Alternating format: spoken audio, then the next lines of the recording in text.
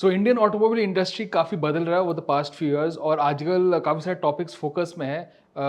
सबसे बड़ी बात है हाइब्रिड्स। लोगों के दिमाग में क्वेश्चन है ईवी लेनी चाहिए नहीं, फ्यूचर क्या है। और गाड़ी जो हम खरीद रहे हैं वो भी काफ़ी डिफरेंट होते जा रही है क्योंकि टेक्नोलॉजी बदल रहा है। गाड़ियों जो लोग खरीद रहे हैं, सेंटीमेंट बायर्स, सब कुछ बदल रहा है। And of course in between that how are car makers facing this future of emission norms, diesel engine, EVs, in सब के बीच में how are car makers dealing with me all this? So to talk to me more regarding that, and of course one of the most trusted, अगर आप car makers के बारे में बात करें इंडियन मार्केट में, I have none other than Gulati san, Vikram Gulati, who is the country head Toyota Kirloskar Motor, and we're going to talk about Toyota India's plans and of course its journey in India so far. Thank you, sir, for speaking to us. Thank you for having me at your platform. It's really a privilege. Thank you as always. So we'll first of all start off with Toyota brand name क्योंकि अगर हम देखेंगे कि गाड़ी दूसरे जो car companies है, very few car makers have the versatility to.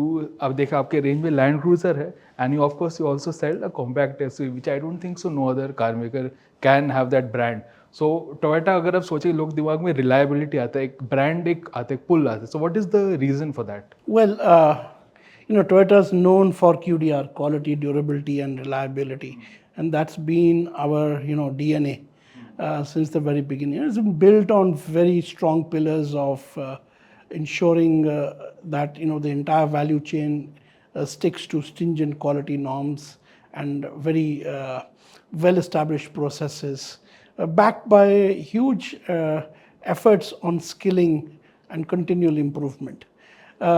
Yes, we are amongst few brands which offer a very wide array of products, starting from a very compact vehicle going all the way to the high end. Yes. But also we are amongst the few companies globally which firmly believe that sustainable mobility will require a whole host of clean technologies.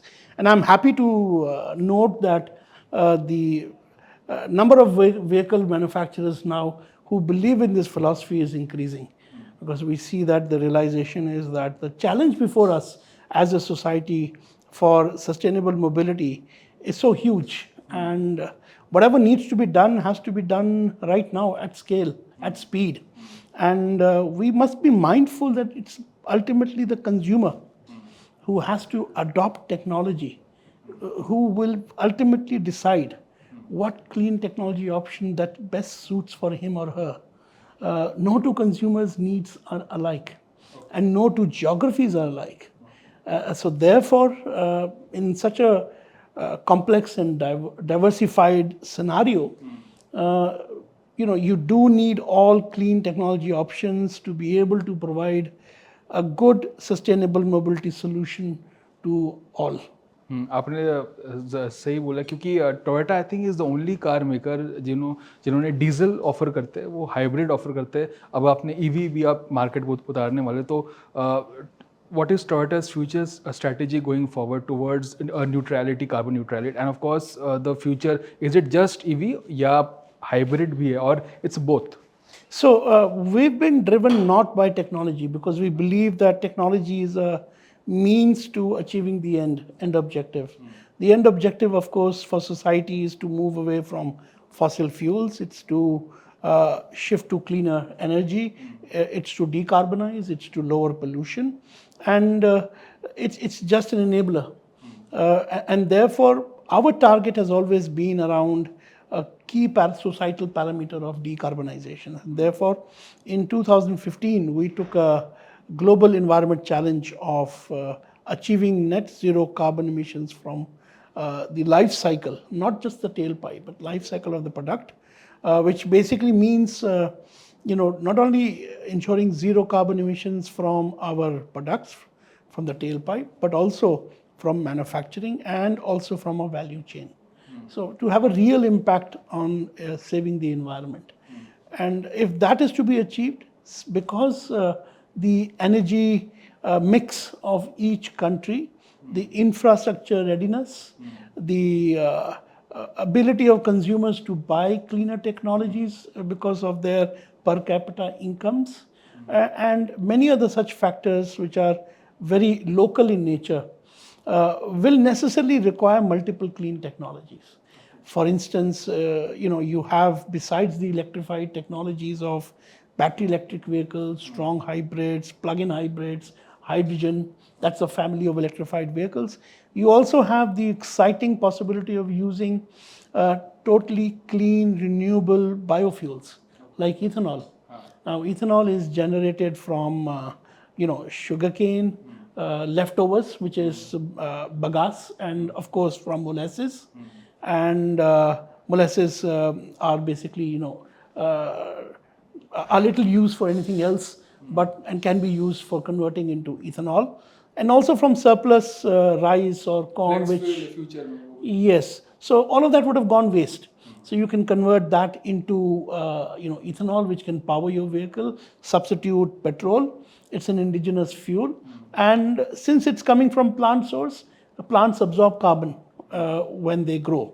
So it's a carbon neutral fuel. So we feel, given all these reasons, we feel that the future is going to be multiple green technologies, including battery electric, the hybrids, the alternate fuels, and of course, in a bit future, hydrogen also is going to play a big role.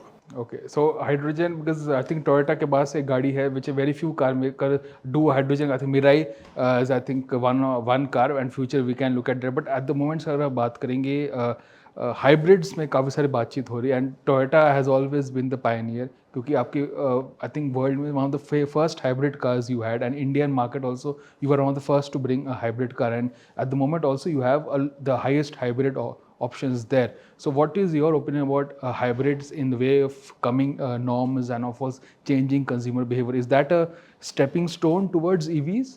And will that is also equally important? Well, I think if you look at the global market trends, whether it's US or Europe, the sale of clean vehicle technologies is not only around battery electric vehicles, which are increasing, but strong hybrids are increasing much more rapidly. In fact, the new vehicle sales of strong hybrids, both in Europe and US, has been quite phenomenal. Even in China, if you look at, plug-in hybrids have the fastest increase in terms of growth for new vehicle sales. India, like I said, is a very diverse country. We have our own unique strengths. We have our own unique challenges. And therefore, I believe all clean technologies are going to be needed going ahead. Hybrid is not essentially going to be a stepping stone. It is going to be a key mix in the clean energy portfolio of most of the companies. One hears that many more companies have now announced that they will be bringing in hybrids because it's a practical clean technology. Because using a hybrid, you get approximately 40% of the distance and 60% of the time the vehicle will move in EV mode with the engine shut off, thereby giving you huge savings in terms of fuel consumption, as also carbon reductions. In fact, it's the best suited vehicle for urban city congestion kind of drives. As per a study done by ICAT, the fuel efficiency improvement in city crawl driving conditions is actually something in the region of 140 to 180%.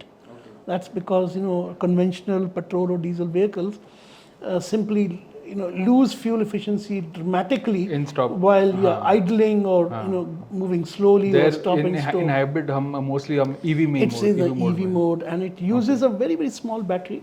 That's its strength. That's the strength. That's the strength of the hybrid. You don't need to use a big battery. And the best thing is you don't need to be dependent upon charging infrastructure. Sir आपके current range में बात करते हैं, आपके जो iconic cars, because I say iconic was Toyota के range में कोई भी आता, Innova and Fortuner, these two have been iconic products, and I think again very few cars जिनका जो ब्रांड है वो कब से काफ़ी सालों से है, वेरी फ्यू का survive that time. And I don't think so. There are many cars who have done that. Innova recently had a milestone. Even the Fortuner had more. The Legend and the Fortuner had a sales milestone as well. So, what do you think the success for these two cars are? Because they have a kind of like the segment authority in a way in terms of sales. So, what do you think the reason for that? It's the value proposition. It's our continued focus on the customer to give the best value proposition. You are not only, when you buy a Toyota, you not only have a peace of mind for the quality that you're getting, the vehicle, the product is going to be durable and reliable, and that also translates into excellent performance. So performance combined with peace of mind, and of course these vehicles are engineered to such an extent that they will simply go on running without any problem as long as you keep those regular maintenance done. For example, we still see some Qualises on the roads, absolutely, running pretty well, with their odometer having done probably 2 or 3 rounds. So नहीं वो तो I mean Fortuner I've seen lakhs is like nothing. Like when I heard, and very few cars have that reliability. Like you can go on and on, keep driving them. And that's why it translates into much higher resale value as well. वो भी एक काफ़ी बड़ी बात है Toyota लेने में, जो रीसेल वैल्यू है, जो एक ब्रांड, एक ट्रस्ट है, that is something in this segment I don't think so there you can't, that is probably one of the reasons. And एक और चीज़, काफ़ी एक बड़ा सवाल, जब मैंने लिखा था ट्विटर में कि आपसे मैं मिलने वाला हूँ, काफ़ी एक सवाल था काफ़ी लोग में, एक at the moment there is a lot of talk about diesel, क्योंकि एमिशन नॉर्म्स आने वाले, अभी ज़्यादा स्ट्रिक्ट होने वाले हैं, तो डीजल्स ऑलरेडी लोअर सेगमेंट में कम होते जा रहे, बट जैसे कुछ गाड़ी जैसे फॉर्च्यूनर जिनकी कैरेक्टर डीजल के साथ एसोसिएटेड है, so will see diesel still being in part of the Fortuner even with the stricter emission norms? So I must share this fact to all the viewers on your platform. Post BS6, the emissions are same whether it is a petrol, whether it's a CNG, or whether it's a diesel. So from a regulation point of view, diesel is as clean as a petrol vehicle or as a CNG vehicle. Post BS6, because the emission norms, that is the particulate matter or the NOx or the other pollutants, their regulated limits are the same. Moreover, diesel is much more fuel efficient as compared to petrol. So that's why it makes a much more better sense when it comes to the CAFE regulation, which measures fuel economy. Now, going forward, having to achieve the same level of pollutant emissions, diesel costs have gone up, because you need to put in a lot more after treatment devices within the vehicle so as to achieve the same level of pollutant emissions as compared to CNG and petrol. And that is one of the reasons why diesel has seen somewhat of a decline in smaller cars. However, if you see the percentage share of vehicles sold by the powertrain mix, diesel is maintaining its share, because I think especially in larger cars, irrespective of the car maker, the consumer is really looking for diesel because of its performance, its better fuel efficiency, it's better driving, long range as well for range, yes, for road so many reasons. So going forward, the choice of powertrain by the OEMs will be driven by their own calculations of how they intend to meet the CAFE norms. Okay. Now, CAFE norms are around fuel economy and carbon emissions, so they're not around pollutants. So for buyers then, so diesel will remain? I think diesel is going to remain for times to come. Okay. Especially it is amenable to larger cars. It is just a matter of time for the government to put in policy enablers which can help in consumers adopt this technology. You will see this happen primarily because we have huge amount of ethanol that's surplus, and if we don't use it, we're just wasting. That's it. So those are the kind of things I think we will see going ahead. In addition, you will continue to see more features, better connectivity, options, connected cars, greater safety, focus on, now ADAS 2 is primarily becoming a norm almost, even though there is no regulation around it. So greater focus on the safety of the vehicle itself. But more technology. More technology coming into vehicles, more digitization around the vehicle architecture itself. So those are the kind of things I think we're definitely going to be seeing. अगर आप last question अगर आप Toyota के range में देखें because मैं Japan motor show गया था and obviously Toyota has so many global iconic SUVs in its portfolio we have the Fortuner in India do see India being a market where is lot more mature now अगर आप दूसरे SUVs global SUVs के लिए Indian market is ready like the I mean FJ Cruiser or the RAV4 because अभी premium segment काफ़ी increase हो रहा है Indian market में there's a lot more maturity I think in terms of buyers तो आप do you think there's a market for that also? Well, I can't comment on the future product introduction plans of Toyota and TKM here in India, but I can definitely say is it's our endeavor to continue to look at how we can meet the ever evolving needs of the consumers.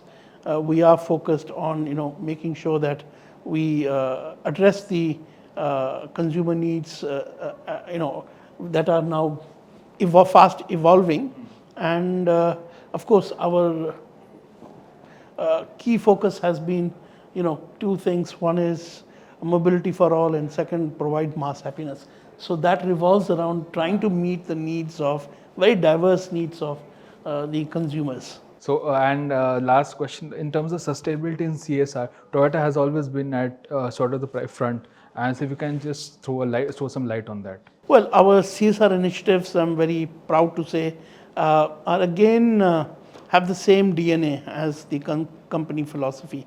So we like to do things which have a lasting impact. So we believe that CSR is not about money, it's about how you can ensure that the lives of people you're trying to improve is done in a sustainable long-term manner. So therefore, engaging with the community, doing things which is the actual need of the community, getting a buy-in from the community so that they own the initiative, trying to do things which bring about change in behavior of citizens because that's long-lasting, and child to community kind of approach is something we look at, as a effort to try and do all our CSR initiatives.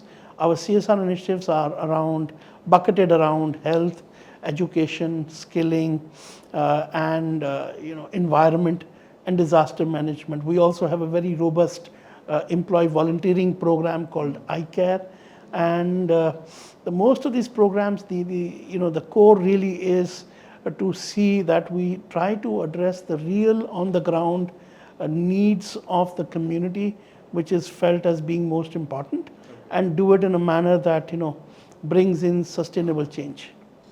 So there you go.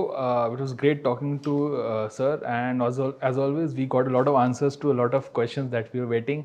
And as always, thank you, sir, for speaking to us. And so there you go. It was a very nice, interesting discussion, not just revolving around Toyota, but also the future of technology and how the automobile industry goes forward, because जैसे कि आपने बोला था, the future will be multi-pathway. That's what I also say, and as it's good to that OEMs are also pushing forward multi-path technology, because I personally feel EVs are not just the solution. I think hybrids or दूसरे energy sources they're also part in basically reducing our oil import bill. So as always, thank you so much for watching, and do like, share and subscribe.